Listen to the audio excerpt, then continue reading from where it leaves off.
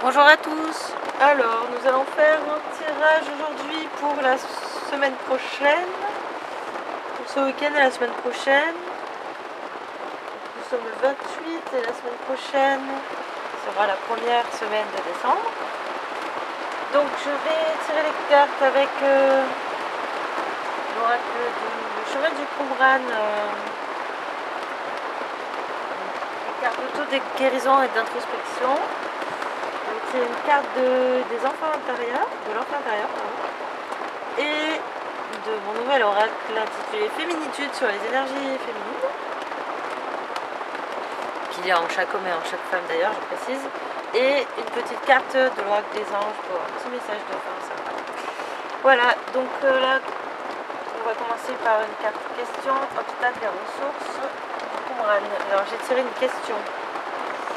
La question est: es-tu heureux? Y a-t-il du plaisir dans ta vie? Je sais pas si on va bien voir, ça fait pas le zoom. La mise au point. Bon.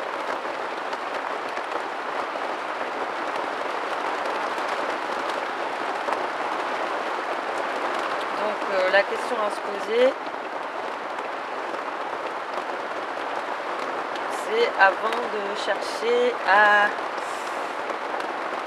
réfléchir à quoi faire, comment et pourquoi, se demander déjà ici et maintenant qu'est-ce qui nous rend heureux, qu'est-ce qui nous fait plaisir dans notre vie d'aujourd'hui, qu'est-ce qu'on a déjà accompli.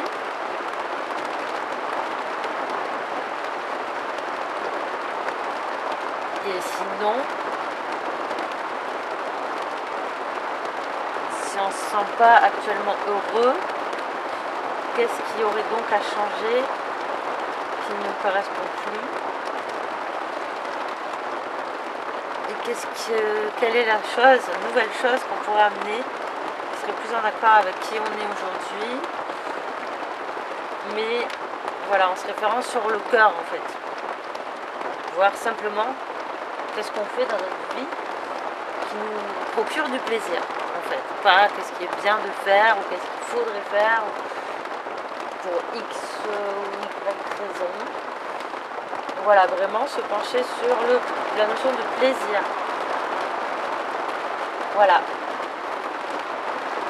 Alors, voyons quel est l'obstacle, les énergies qui bloquent en ce moment concernant cette thématique.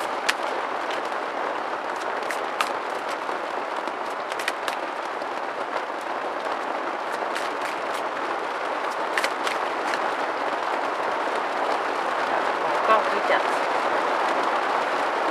Alors, Dieu ne m'entend pas.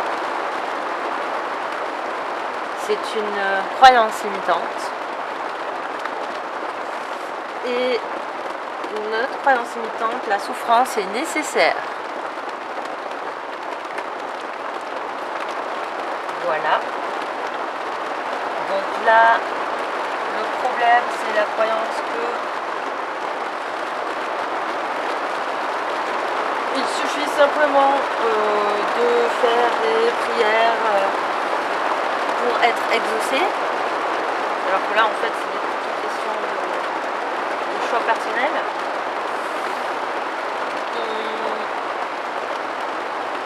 Il n'y a pas de mal à faire des prières, au contraire. Ça permet de, si elles sont posées clairement avec une intention claire et précise, et que ça part du cœur, et l'énergie est envoyée à l'univers. Voilà. Parce que les mots permettent aussi d'ancrer dans la matière. Chaque mot, chaque lettre, tout a une vibration. Donc voilà. C'est bien de le faire, mais après il faut poser les actions en fonction de là où on a envie d'aller en fait. C'est juste on voit je voudrais ci ou ça et puis qu'on se bouge pas, qu'on fait rien, forcément ça va pas bouger. Il faut mettre l'élan et les actions dans le bon sens. Et là, si nos prières sont justes, nous nous allons pouvoir ouvrir le champ des possibles et dans la logique, la vie facilitera le chemin dessus. Voilà, les portes s'ouvriront. C'est juste pour moi.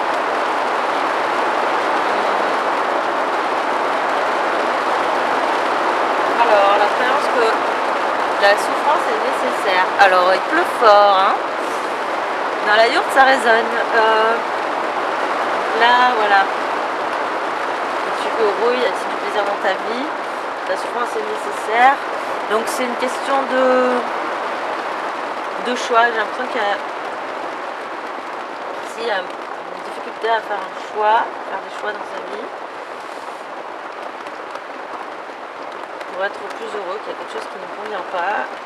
Et qu'on regarde pas dans la bonne... Voilà, on fait pas ces choix dans le bon sens, j'ai l'impression, parce qu'on a du mal à les faire, trop mentalisé.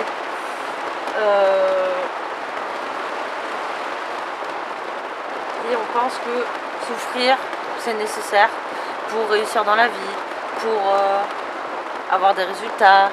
Voilà, on nous a mis dans le crâne qu'il fallait en chier, qu'il fallait beaucoup travailler. Donc on perd à s'acharner comme ça, surtout dans des choses qu'on croit être bien pour nous, qui en fait nous procurent aucun plaisir. Et ben on perd cette notion justement de plaisir, des choses simples en fait, qui pourraient devenir l'axe de nos choix.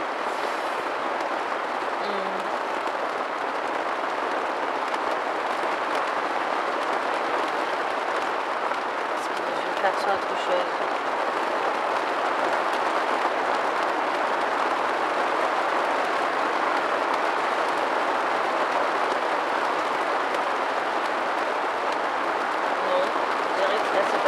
Alors on va voir la carte ressources. Quelle ressource nous est proposée? Oh punaise, pas tout ça. Je dis une ressource. Une ressource.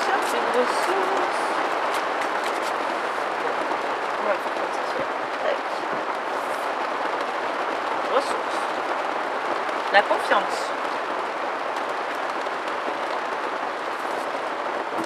Donc la confiance, c'est d'abord la confiance en la vie, en l'univers, en Dieu, en ce que vous croyez, en ce que vous voulez. Ce en quoi vous avez envie de croire. Pour moi, tout est relié. Hein. Donc, d'abord la confiance en le fait que tout est parfaitement orchestré dans l'univers. On le voit très bien dans la nature et nous sommes partie intégrante de la nature. Nous sommes la nature. Dans notre corps, c'est pareil, tout est parfaitement orchestré sans qu'on ait besoin de tout contrôler, calculer. Ça se fait tout seul en fait. Qu'on a envie ou pas, ça se fait tout seul. Et c'est parfaitement bien fait, c'est juste magique, la vie est magique. Elle est parfaite. Et donc la confiance en ça, que si notre cœur nous crie quelque chose, moi le cœur c'est la source de la vie, c'est la source de notre âme, de notre énergie, c'est notre intuition, si on prend des décisions par rapport à notre cœur, ce qui vibre réellement en nous, ce qui nous fait plaisir, ce qu'on a envie au fond de nous, parce que notre cœur d'enfant nous crie,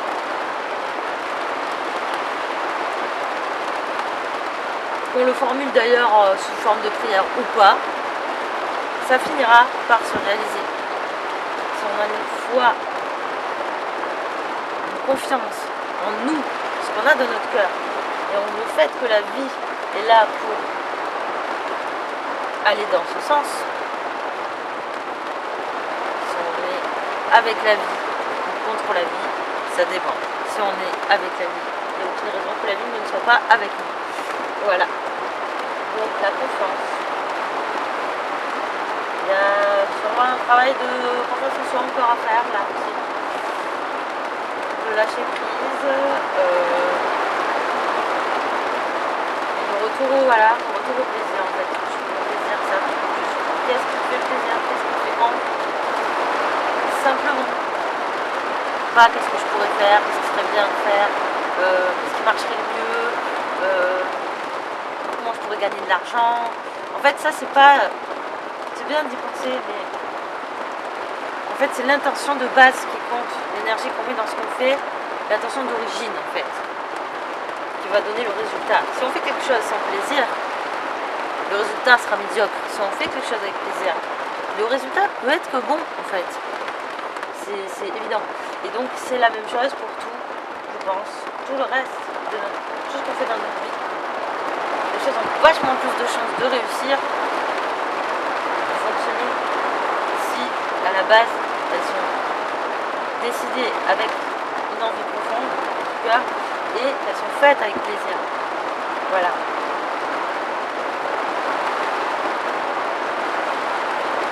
Donc, voilà, revenons à l'essentiel, arrêtons. Là, c'est important aussi de penser à d'autres paramètres avec son cerveau, mais là, ce qui nous est demandé en ce moment, c'est de lâcher ça et de revenir, voilà, aux choses simples, qui nous rendent heureux, aux choses qui nous font plaisir, sans se prendre la tête. C'est là qu'il va pouvoir émerger de nouvelles choses, peut-être de nouvelles idées, de nouvelles façons de faire,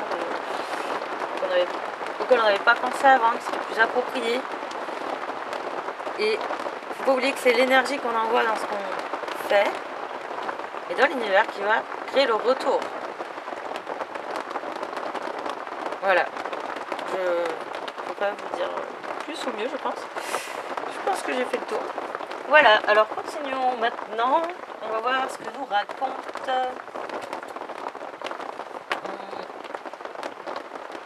une carte de l'enfant intérieur. Après, je ferai la féminitude. Excusez-moi. Alors, les cartes de l'enfant intérieur, c'est parti. Quelles sont les énergies pour ce week-end et la semaine prochaine? Le 6 de baguette. Très joli. Le 6 de baguette aussi. Très joli, carte de l'enfant intérieur, très colorée. Voilà. Donc là, c'est 6 petites fées qui dansent autour d'une baguette surplombée d'un magnifique papillon dans un beau jardin avec des arbres, des fleurs. Magnifique. On verra ce qu'elle nous raconte. 6 de baguette. 136.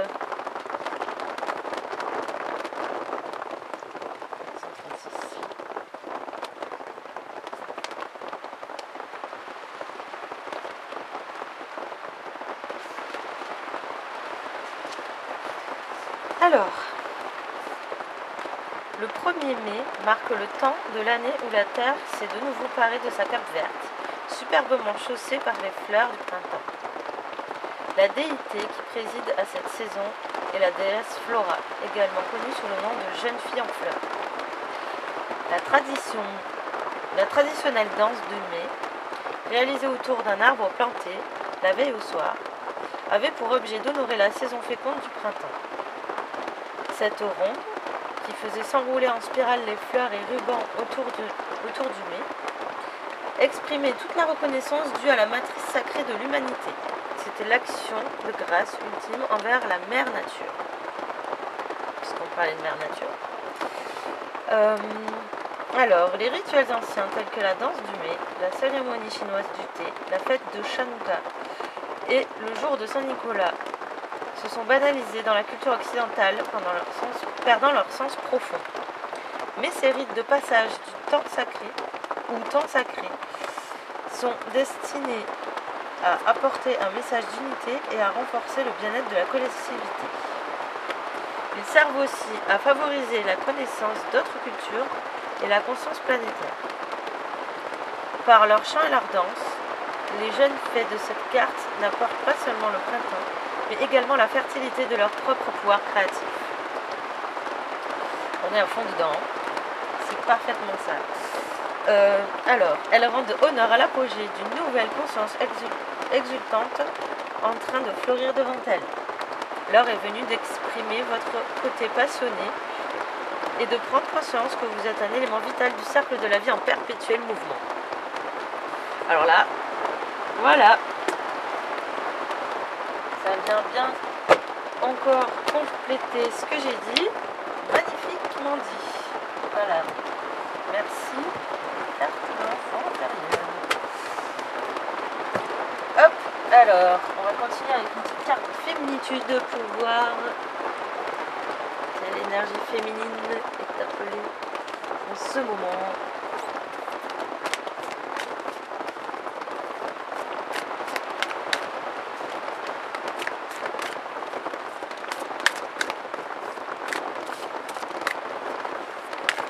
Oh là là, tout ça. Pas tout ça.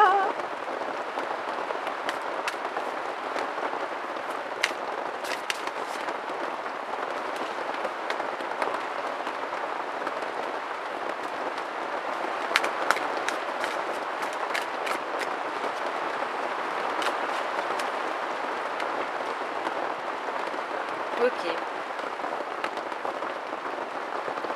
Bon, ben il y en a deux qui veulent sortir. Hein. Je les ai remis dans le tas pour qu'il n'y en ait qu'une qui sorte. C'est les deux mêmes qui sont ressortis encore une après l'autre. Donc voilà. Il y a la prière. Très jolie carte aussi, les féminitudes. Dommage qu'on voit pas bien. Et les forces de jour et les forces de nuit.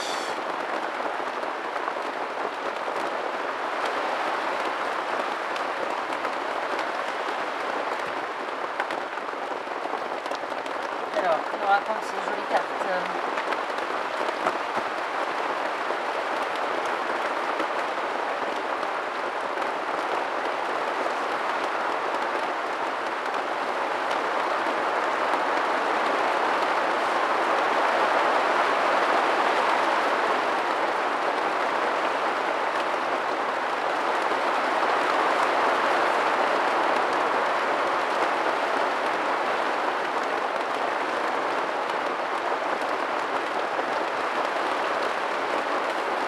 Prière sans cesse.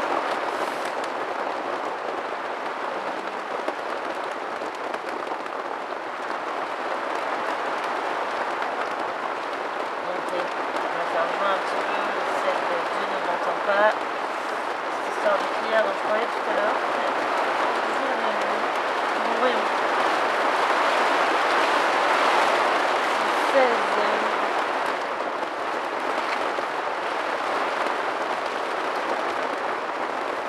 La prière.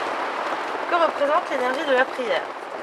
La prière semble être une fonction naturelle, car de tout temps, l'homme a marqué les lieux par des rituels sacrés. Les temples qui existent à travers le monde témoignent de cette demande que l'homme fait à l'univers. Cette quête incessante inclut la notion de marchandage avec le destin et la nécessité de traquer le monde invisible de la nuit, la non-réponse de Dieu et le non manifesté. Dans les religions, la prière suppose la présence d'un Dieu extérieur que l'on vient prier et supplier pour apaiser nos peines et transformer notre vie. Nous attendons de ce Dieu tout-puissant qui change le cours de notre histoire. Aujourd'hui, le travail de conscience qui s'opère en nous permet de porter un autre regard sur la prière. Le mot religion veut dire littéralement relier. La prière est donc un code d'accès pour mieux établir un lien avec le divin qui nous entoure et avec l'étincelle divine disposée en nous-mêmes. Le goût du divin nous est donné dès le départ de notre vie d'enfant. N'avez-vous jamais senti l'attirance magique qu'exerce un bébé autour de lui? Son sourire semble dévoiler l'authenticité de son âme. Sa peau appelle pour être cajolée, portée, embrassée, et l'adulte à ses côtés se recharge de son énergie neuve, comme si l'enfant était lui seul la source d'amour. Cette source d'amour qui est en lui, de la naissance jusqu'à la mort, contient sa dimension sacrée. L'enfant a également ce don particulier d'être aisément relié aux différents règnes qui l'entourent. Il regarde une fleur et se met à fleurir dans tous ses gestes. Il observe une fourmi et devient fourmi. Il grimpe aux arbres et aux rochers. Il les embrasse, les enlace et devient un avec eux. L'enfant est un état de prière permanente, car il porte constamment un regard d'amour sur le monde. Il aime la vie avec générosité. Nous pouvons prier comme l'enfant chaque fois que nous perdons contact avec l'amour et avec notre sentiment d'unicité. Prier, c'est se sentir un avec les fleurs, les arbres, les animaux, les montagnes, les rivières et tous les êtres humains. Prier, c'est célébrer la puissance qui nous entoure et nous dépasse. Prier, c'est se relier à quelque chose de grand, d'universel, et cultiver notre capacité à épouser le divin